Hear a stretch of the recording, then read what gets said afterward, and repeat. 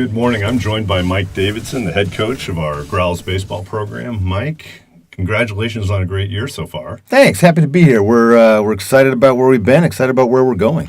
Well, and you and I were speaking before the season about considering the amount of real top-flight ball players that have come through the program in the last few years.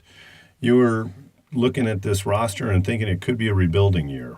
How's it gone? Rebuilding's an interesting word in high school, right? You build with what you have. And one of the things that we say in high school sports all the time is that freshmen become sophomores and sophomores become juniors, and kids just get bigger and stronger. And the next thing you know, the kid who's at the bottom of your roster becomes a starter, becomes a star.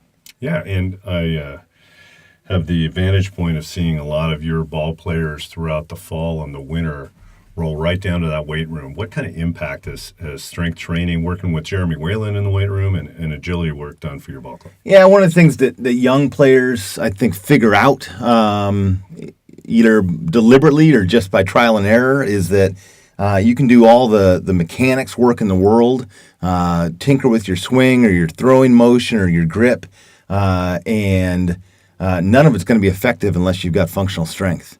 That makes up for a lot of mechanics, and it makes a lot of good mechanics possible. And in a really mechanics heavy sport like baseball, actually being functionally strong and putting in the time in the weight room makes a really big difference. We had some guys do that. You saw guys like Jay Civitas in the weight room, Matt Huang in the weight room. Sam Bryant, guys that have become real core parts of this roster, put in the work.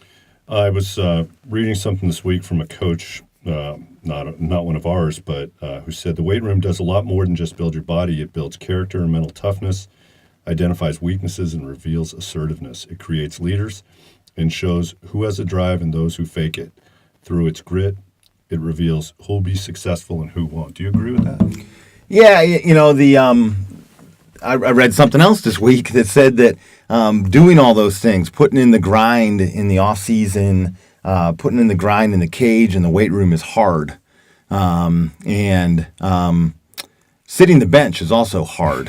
Same guy wrote that. Same guy, right? And you just get to pick your hard. We had a lot of guys pick that level of hard, and that. What that does is it gets you to the point where you are physically ready to compete. And then there's another whole level which says, now I've got to go out and compete against guys who also did that work, which is why they're in the starting lineup against me, and struggle and compete and fail sometimes. And then I've got to have the mental toughness. I've got to have done the mental work to come through that and keep a little swagger even when you get beat. So in this rebuilding year, I noticed it really hasn't looked like that when it comes to wins and losses. I believe you guys have put together a pretty strong record at that point. What are you guys right now? 14-5. 14-5. And you find yourself in an interesting position in the playoffs. Why don't you give us a little bit of context for what's going to go on Saturday? So Saturday is the second round of a bi-district tournament. It's a game as a program we've been in before, and a few of these players have as well. But like you said, we're young, so a lot of them haven't. And it's it's the way playoffs work in high school, in college, and little league. Winner advances and the loser goes home. Right. And that can be a pretty stressful environment to be in.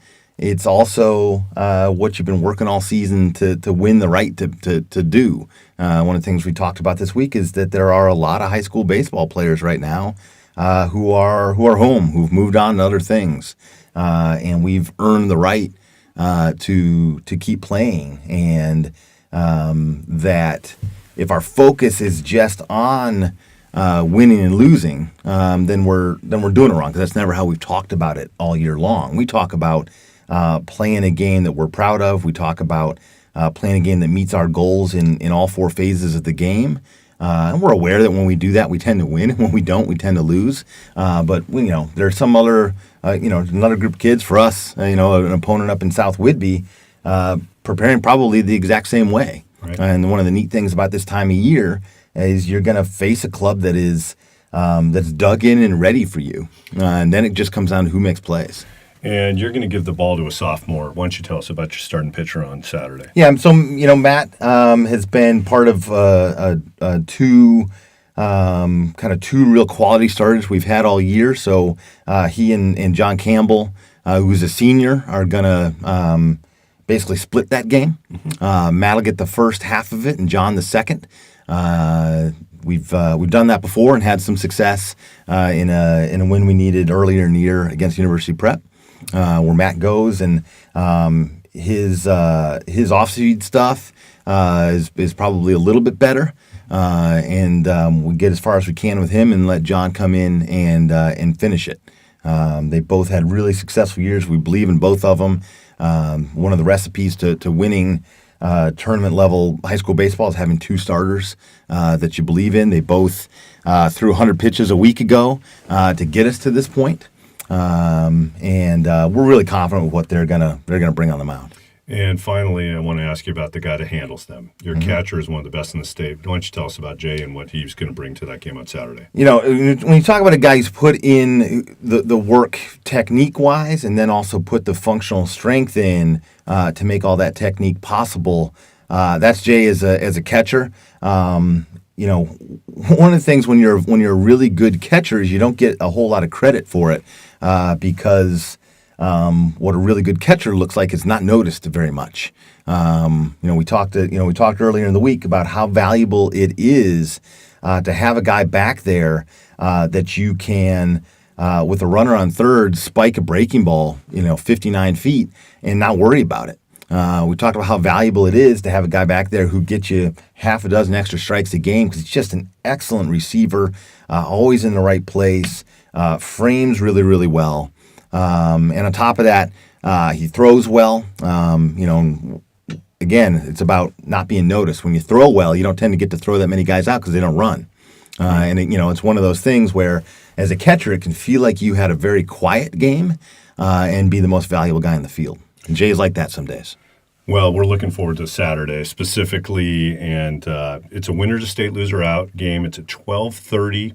And it's going to be at Sehome High School in Bellingham. I know I'll be there, and many fans will be supporting you. And we look forward to what both your pitchers and your great catcher, as well as the rest of your ball club, can bring to that day. Exciting opportunity. Yeah, the weather's going to be great. We're in great shape. It's a chance to punch a ticket to state, which was the last goal this team set for themselves.